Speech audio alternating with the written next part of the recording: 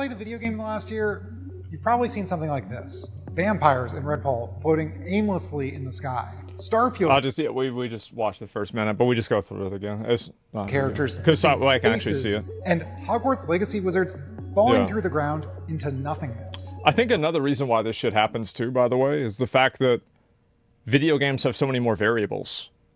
Like, there's way more things that can go wrong. While I can admit glitches and bugs can be hilarious, they've also left me wondering, is this the new standard? Then, just this January, one of my favorite series, Deus Ex, the Embracer a franchise group that arguably transformed gaming when it was released in 2000, got canceled out of nowhere. And Deus Ex is not alone. In the last year, unprecedented numbers of games have been canceled, workers laid off, and studios shuttered. The teams that make Saints Row, Red Faction, and Deus Ex have all lost their jobs. Y'all remember Red Faction? I played Red Faction too. That game was so cool. Even studios that make huge games like Tomb Raider and Borderlands are being hit with downsizing. Now, you're probably thinking, Alec, there's a very simple reason for all of this. The economy is rough, video game sales are down, and tons of industries are laying people off. Do these companies have any other option besides tightening their belts or shutting down? Well, the reality is that the video game industry doesn't have anything to do with making a bad game. For example, Capcom is hiring more people, and I bet From Software is probably doing the same thing. I bet Nintendo isn't experiencing this in the same level that other people are. So the reality is that the reason why these companies are failing is because the games aren't selling at the ratio that the companies predicted them to. That's the reason. To find out for myself because things just weren't adding up. I mean, in 2023, American consumers spent $57 billion on video games alone. Yeah, but like, how much is that microtransaction? I started digging, and I discovered it is not the result of a tough economy. In fact, that's just a helpful cover story for what's really going on. What's really going on? To understand the present grim reality of the video game industry, we have to go back to the start of the pandemic. COVID. 2020 was a That's the guy that invented COVID. As people were locked inside their homes, game sales skyrocketed. Yeah. They skyrocketed so much, in fact, that investors started eyeing the industry as their next great cash cow. 2021 is where you see the massive investment. When you look at a chart, it's like 2020, 2019, 2021. It's wild. I do think this is definitely true. I think this would have happened on its own, but he's definitely right that the pandemic was like an accelerator for like large fund investment into video games. Franchises. But I think that what's funny about this is that we're already seeing the recession of that now. Layoffs or closures I mentioned a bit ago, one thing ties them together. A huge video game conglomerate called Embracer Group. Yeah. Emboldened by this once-in-a-lifetime market, Embracer Group bought up studio the flame of after ambition, studio, including many I've already mentioned, makers of Borderlands, Tomb Raider, Deus Ex. They even bought the company that owns the board game Settlers of Catan. Ooh, that's the new expansion in PoE. The workers at Embracer Studios were kind of excited. I would say that it was a more positive reception. That's Alex, a former mission designer at Embracer-owned Volition Games, which made Saints Row. Yeah, but Saints Row was bad and people didn't play it. So, like, what a surprise! Like, what do you think's gonna happen? Like, you make a game that's bad, people don't like the game, then, like, how do you expect to keep your job? Like, if you go and you're a cook and you are like, somebody orders a steak and you say, "All right, you want a steak? Here's a tomato." You're gonna be done. Like, they're gonna be like, bro, like, this is like, we need another cook. Like, we need somebody in here that can make steaks. This guy just keeps giving everybody tomatoes. Wasn't the only studio with this business plan. Microsoft merged with Activision in 2022 and has been on its own consolidation push. The biggest companies with the most sustainability and diversified revenue streams are buying up as much of the industry as they possibly can, seemingly in order to buy up talent and to buy up IP. So I think that there is a greater goal with this, but let me let him finish. That they can spin that off into as many profitable ventures as possible. That's Colin. I think that this exists on a meta level as well. So I don't think that the only level that it exists on is sales of video games. I think that it also exists inside of a scope of being able to control the production and distribution of the games. So, for example, Steam obviously is a huge competitor for any other individual studio trying to make their own launcher. And very few studios have been able to make their own launcher and have it be successful in like a big way. Obviously, I think that the biggest success case is, like Battle.net, right, with Blizzard. But then you also have the Riot launcher, and then you have Ubisoft. Like, they're all making their own launchers. And the more games that are on that launcher, the more that launcher can act as a market replacement to Steam. So being able to control the launcher allows them to avoid the 30% payment fee that Steam requires. And it also gives them other abilities that they can advertise without any restrictions from Steam. They can do whatever they want with it, and they can control the space completely. So that's another big component that gets people to want to consolidate IPs and put all of them together, because it creates a higher value proposition for a user going into buying Game Pass if they know that they can get Diablo 4, and they can also download Battle.net, and it has all these other games in it. It's like filled to the brim with advertisements, right? That's the reason why it's happening. So, like, this exists in terms of the scope of the games, but it exists on something that's above that. It's the distribution of the games. And having enough games allows you to control, to a degree, where that distribution comes from. A game developer who did not work for Embracer, but has a unique claim to fame. I was laid off twice in 1 year, yes. Another great example, no, not too bad. Another great example is HoYoverse. Somebody brought this up. MiHoYo just recently made their own launcher. So now you get Honkai Star Rail, Genshin Impact, Honkai Impact 3rd, and Zenless Zone Zero all on the same launcher. Why is that? So they don't have to pay Steam. The big thing about Twice game 1 year, companies is when they become bigger, there is a certain amount of growth that those shareholders are expecting. And to That's achieve true. that growth, game companies People do look at the number, usually the number for a lot of people is 8%. a few things. They'll buy up studios to achieve a greater market share. Yes. They'll rush games that have no business being released True. at the expense of inhumane working hours for their staff. Yeah. They'll cram in as many microtransactions as possible or chase whatever new monetization strategy your competitor is doing. Yep. The video game industry consolidation is leading. And this is also another problem, is that a lot of high-end leadership is that, like, moving a company in a direction, you are still accountable to shareholders collectively that are not as informed as you are. So when a video game company isn't making a lot of money and their shareholders are not happy, it's very difficult to communicate how battle passes could be negative in the long term for the brand, because a shareholder doesn't have any long-term investment into a brand. From a shareholder perspective, they're just going to buy this stock, and then when the stock goes down, when it starts going down, they're going to sell the stock. So what happens for them is that they don't really care about the long-term effects of what these business decisions are, because by that time, they're on to the next fucking thing that they're invested in. And here's what makes it even worse, is that a lot of the executives are the same thing. They have quarterly earnings reports, and they're min-maxing quarterly earnings reports where they get big payouts. And then as soon as they do enough of those, then they leave the company after they end on a high note, and then they let the ship sink after that. So you have a situation where there's like no sense of long-term accountability for the direction of a business. And that causes people to make a lot of very, very rash and very consumer unfriendly, in a lot of cases, decisions. And I think that's what's happening a lot here too. To less risk. You're going to see less games that do new things, that are engaging with new ideas. And I think that you want to talk about games. Oh yeah, games are so bad. Look at movies. Oh my God. Like, it's like, unless you are like one of probably 10 directors in the world, the amount of movies that you can probably get greenlit now went from this in, like, I don't know, 1998, and now it's like this. It's like, okay, so do you want to make a superhero movie, or do you want to make a movie about cars? Oh my God. Like, that's it. That's the only thing you can do. And so unless you're Christopher Nolan, Steven Spielberg, or, Guillermo del Toro, there's no way you're going to get this much funding. And I bet even those guys have trouble getting funding. Is. These gaming conglomerates are taking a page from Hollywood by milking established franchises for all their worth. Beholden to shareholders, it's not enough to make a game that makes some money and pays its workers and leadership a decent wage. Shareholders expect constant growth. In other words, an unsustainable return on investment.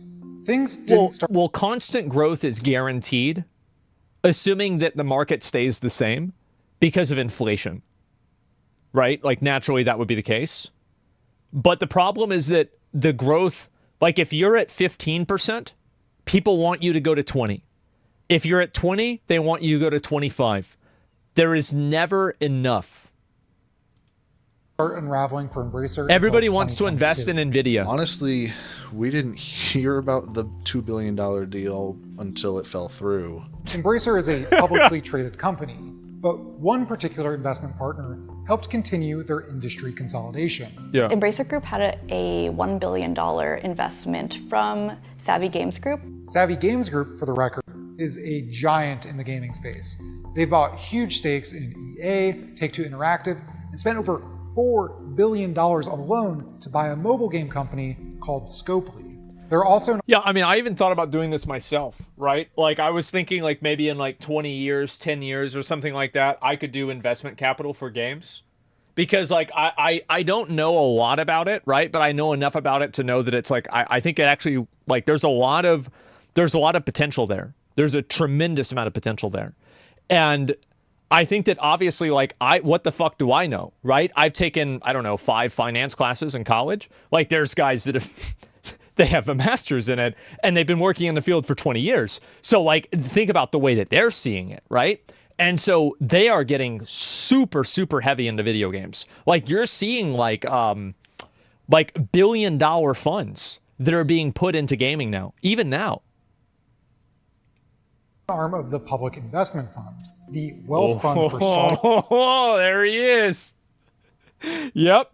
Arabia's royal family. Savvy's billion-dollar investment in Embracer happened in June of 2022, and shortly after, Embracer spent $395 million on the rights to Lord of the Rings and bought another round of studios looking to grow their portfolio for their investors. Savvy Games Group intended to invest another $2 billion in there, and that fell through. Up until late last night, we had an amazing cash flow. I think that's history now, so it's not that relevant. For undisclosed reasons, the deal with Savvy Games imploded, and Embracer's shopping spree was suddenly looking like a huge mistake. But hey, this is business, and I know shareholders and other stakeholders expect me to win every battle. This was a big one. And we didn't. You know, it's like, I love the, what are you going to do? What are you going to do? Win this one, but I'm sure we will win many of the future battles. For sure. And that's where Embracer went bad. We got like an email at like 9:05 or something for an 11 o'clock all hands meeting. The people from Gearbox thankfully just rip off the band-aid and we're like, yep, we're closing the studio. One of the guys who I think worked there since Volition opened was like, well, that's 30 years down the drain. It's hard to watch the thing you've been a part of for, you know, probably a majority of his life just get destroyed, and through no fault of his own. People who have been laid off from Embracer and elsewhere are devastated. They're seeing their industry crumble in a way that they haven't seen before. Well, the reason why you're seeing this happen also is because the truth is that the video game industry grew unsustainably during COVID. And I think that the tech industry in general grew unsustainably. So when you compound the retraction of people going back outside and not as many people being online. Now, if you look at the graph, COVID was a huge spike, but whenever it balanced back out, it didn't go back to where it was before. We are still at a much higher degree of people playing games, people being online. Like, I think that it was huge, and it has been, right? It's been huge, but it obviously went down. And so a lot of these companies scaled unsustainably, whether this is Meta, Twitter, Polygon. I think that even they did layoffs, right? Maybe it was just Kotaku. Everything inside of the ecosystem scaled unsustainably. And also think about influencers, right? And also content organizations.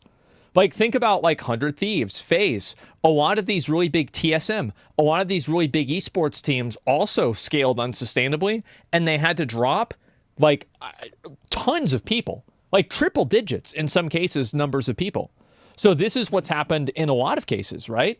And I think that for video games, that's also a very big component for it. And a big reason, I want to say the biggest reason, is because the games that these people are producing are not of a high enough quality to justify the investment.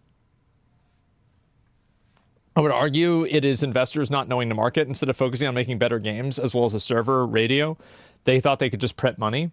Well, it's because they do print money. So let me explain. This is a very rudimentary, and I'm probably oversimplifying, but let me just do my best. Take 100 shots, you miss 99. You hit one, the one pays for the other 99, and then you write the 99 off as a business loss.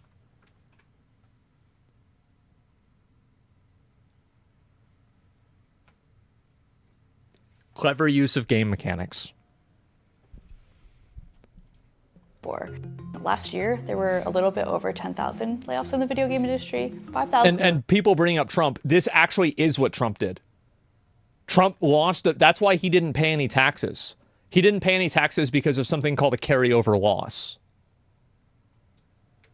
Those were through Embracer Group, which is significant. In a similar move, Microsoft ended up laying off 1,900 Activision and Xbox employees. It's really, really hard for the people that have been laid off to find new jobs. I also think that Twitter firing a bunch of people and maintaining its functionality,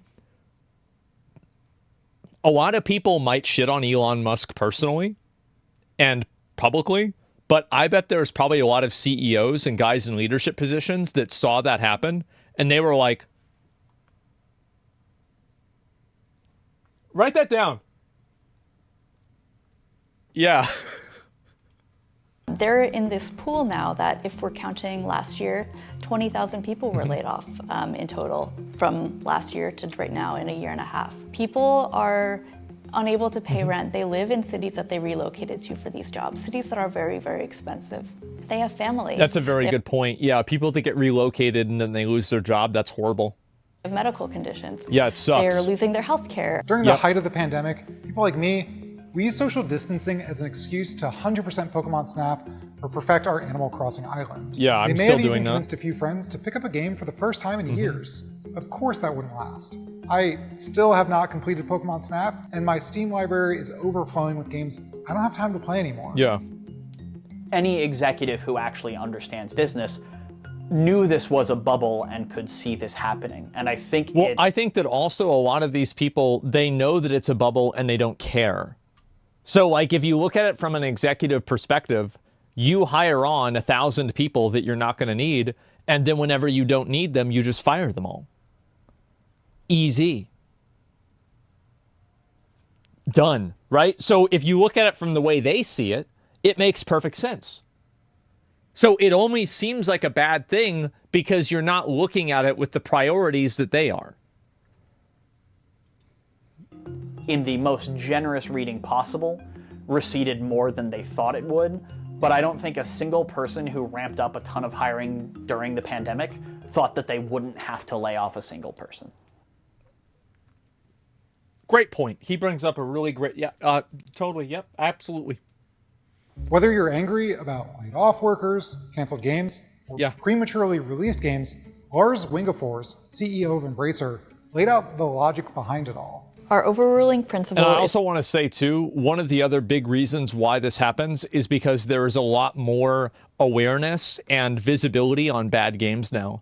Like, there were a lot of games that were brought out in the year 2002 that were garbage, but people weren't really talking about them and making video essays about how bad they are.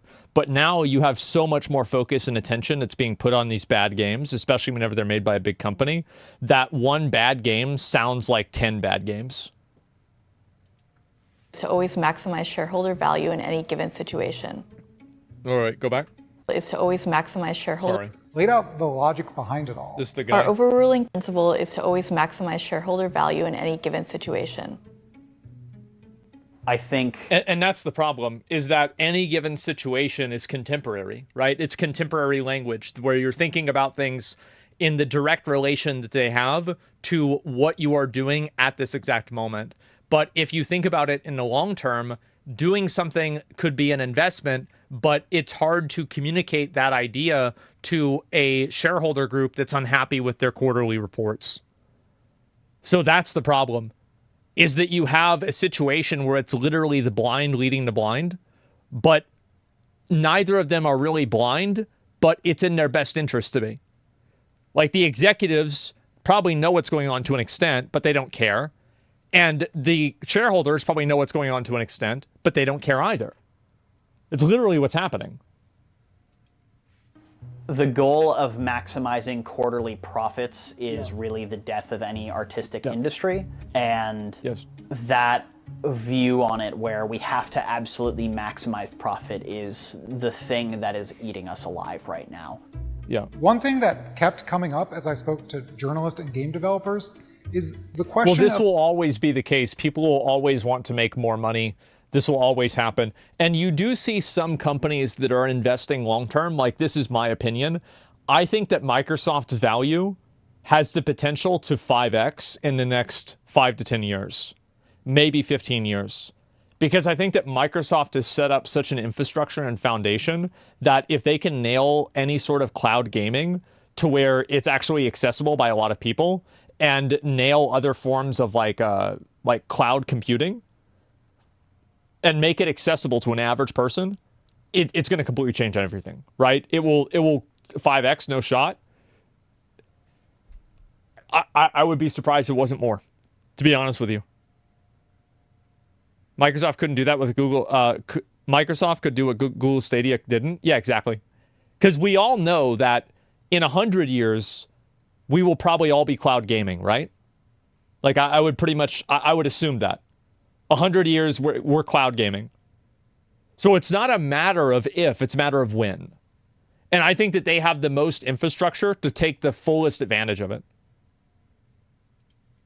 And gaming's only one component, too, the by the way. The industry has, for years, been laying off workers once a game is completed. But some of the most revered games, like Elden Ring, Tears of the Kingdom, are made by studios that hang on to its workers, game after game, sequel after sequel. And I'd argue it shows. In my first layoff, now you've got 80 people who lost 40 people who now need to fill in all of those gaps among themselves and can't hire to fill those slots. And you also have the component, like, this is something that's really big that people don't really talk about a lot because it's much more subjective, is what it does to morale. How it affects morale when you're losing, like, everybody, like, there's like a rapture that happens in your company and you lose 3 out of your 4 friends at the company. It destroys morale.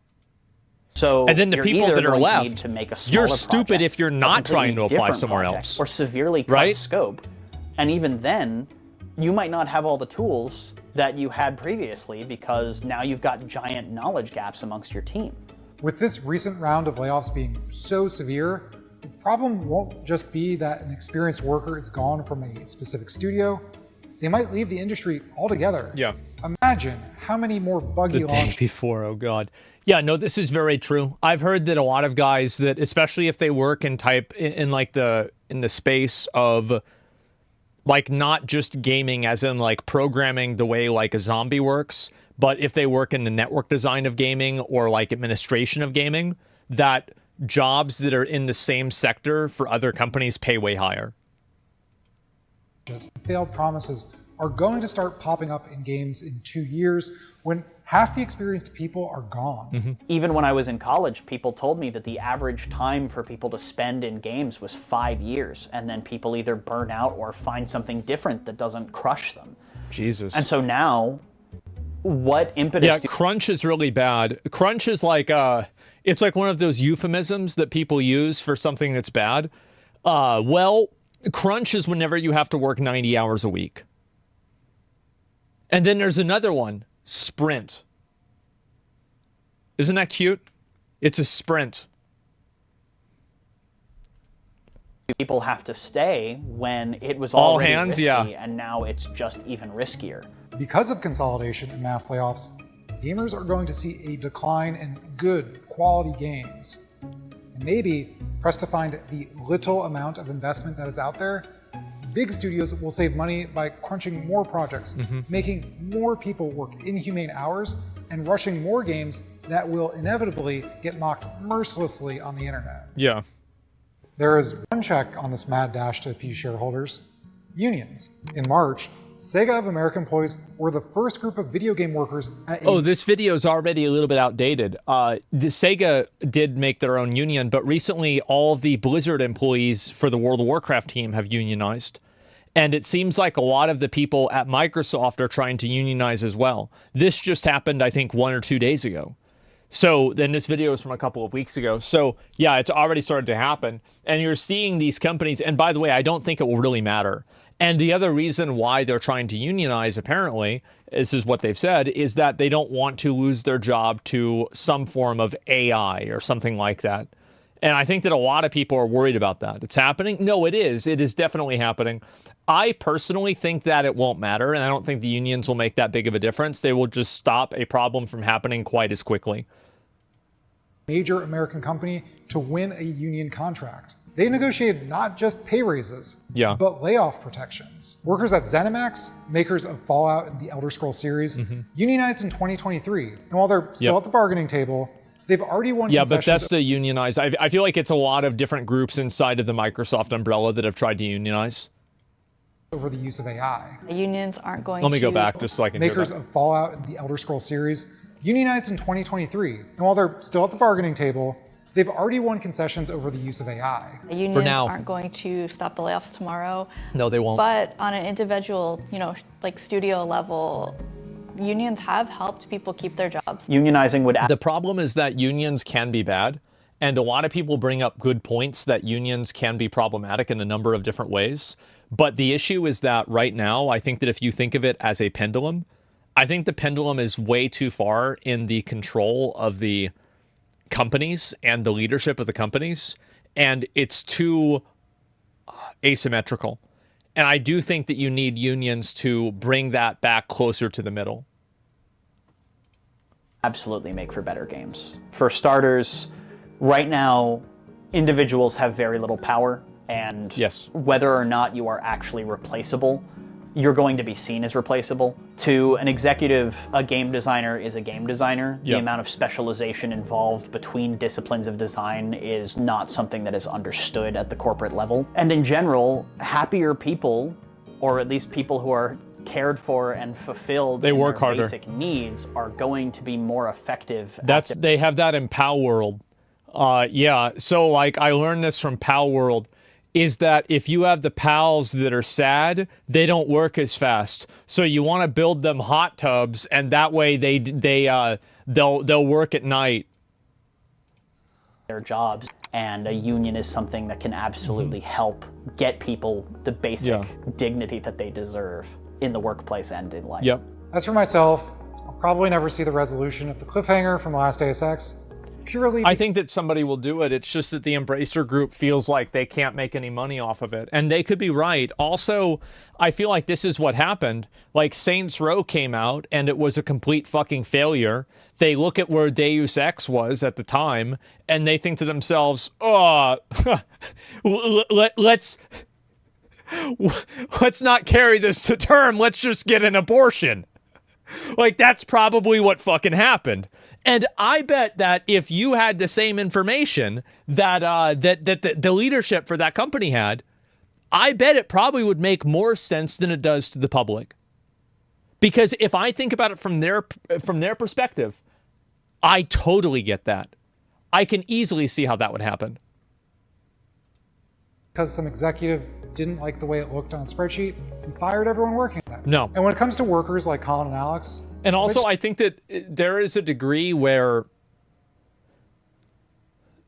a lot of these like people that work in game development, in the same way that people that work in, these executive positions and like in these finance positions are telling the game developers how they should make video games, and sometimes they're wrong, and in a lot of cases they're wrong. I think that there are also instances where there are game developers that are getting together trying to tell these people in finance positions what they should be doing, but they're wrong too. That's what I think. Just want to make good games. In Colin's case, he's now working on indie games he loves. Good for him. I think if we are focused on making sustainable teams and making interesting art, the players will find it themselves. And if we are creating niches to be filled, then the niches will be filled. Absolutely.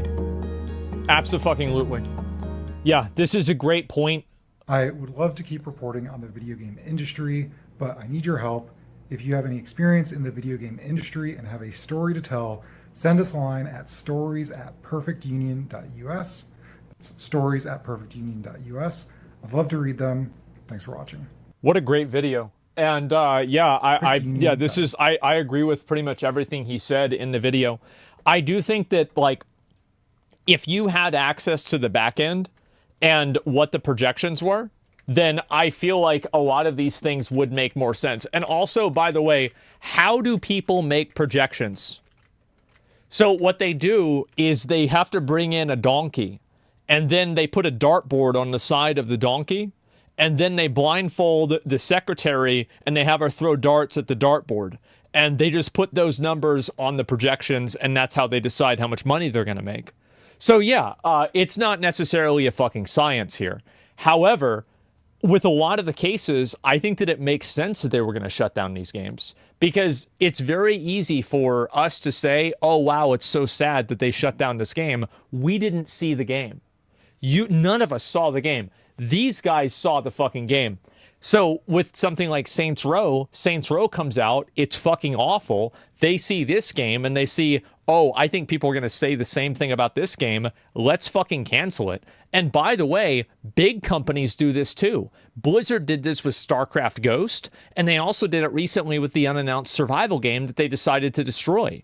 And then you also have Riot, who was making an MMO, and they recently, like Mark Merrill, who's the CEO of Riot, came out, or president, I'm not sure which one, came out, and he was like, we're starting over. They basically canned the project. They canned it, and they said that basically they recycled it. They said, everything that we're doing, it's not working, let's try it again. They basically canceled it and started a new game. Yeah, exactly. Like, that's huge.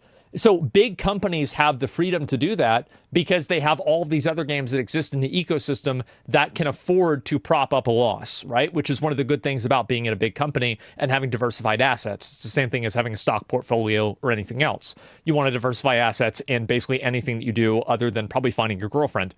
So, and even that is debatable. So the point that I'm making here is that with a lot of these people that are trying to make money in the video game industry, some of them I don't think are as stupid as we think we are, as they are. And I think that if we had access to the same information that they did, we would see their point of view. We would. So yeah, Half-Life was restarted from scratch in 97 too. Also, another big thing is that these huge studios, I don't think that they're sustainable. I don't. There's the video. Give it a like. This is a great video. I really liked it a lot. They're not sustainable because of their size. They make so much, they cost so much money, and there's so much bloat to the studio. How is it that a small studio, like, for example, comparatively, Grinding Gear Games, can deliver a product like Path of Exile, but Diablo can't do the same thing with 10x the budget and 10x the staff? So at a certain point, the one-to-one ratio of money spent to money received begins to fall apart. And the reason why more money gets spent is because all of the money being spent is perceived as a 3x multiplier. So it's like, if you want to invest money into something that's going to give you 3 times back your money, would you rather put $1,000 or $10,000 into it? Well, I'd rather put $10,000, so I'd get $30,000. Obviously, right? So they're trying to put more and more money into it, thinking that they're just going to basically throw money at this problem and it will solve the problem. Well, it clearly doesn't, right? Clearly does not do that. In addition, China banned all American Gamba skins roulette games. I'm not sure about that. But yeah, that's why I think it's happening. Private equity is only one component to it. And I think that also a lot of companies have been owned by private equity for quite a while, but COVID did speed it up, and I think it definitely normalized it. I think here's another reason why private equity is getting a lot bigger and more popular for games. Straight up real reason. I know some of the guys that do this. I know them. They are closer to my age than a boomer, and some of them are around our age. It's because the people that are working in these companies now have enough pull and they have enough experience and authority that they can make decisions in this space where previously the people that they were working for 50 years ago, working there, like, you know, they've been working there 30 years, and now they're like, you know, 65. They don't have that intimate understanding with games. But now you have these firms that are bringing in the new guys, and they do understand it intuitively. They understand it on a deep level because they play and they interact with the games on a daily basis themselves. So now you have a higher degree of competency, so that's why they're able to go after this money. And so that's the reason why. Gen X? Yeah, Gen X and older millennials. Absolutely. Yeah. Exactly. Same reason we had the MCU. Yeah, I think that's another big reason, right? Is like, yeah, guys that grew up on Avengers are now old enough to fund the MCU. How convenient, right? You get new blood with more knowledge. Yeah, exactly. I don't understand why you need a union to fill a niche of these gaming companies. Can't you just encourage small companies to make games? Indie games companies, PAX seems like what I'm going for. Why would I want a union in Microsoft or Ubisoft or something? Well, because you work at Microsoft or Ubisoft. So if you don't work there, then it wouldn't be relevant to you. Like, why does anybody care about a union at Microsoft if you don't work at Microsoft? So for them, the reason why it's important is because it gives them, it's like it. Do you remember, like, whenever they were breaking up those, like, free Palestine protests and everybody was locking arms so the police couldn't get each person? Think about the police, but they're the executives. And they can't fucking pull one person out of the line because everybody else is holding them. And that's the union, right? Is like the idea that you can't remove one person because everybody else is there to create collective bargaining in the best interest of that person. Collective bargaining rights. Yes, collective bargaining is extremely strong. It's job security. Like, job security is one of the most important things. I think it goes without saying, right? But it definitely is.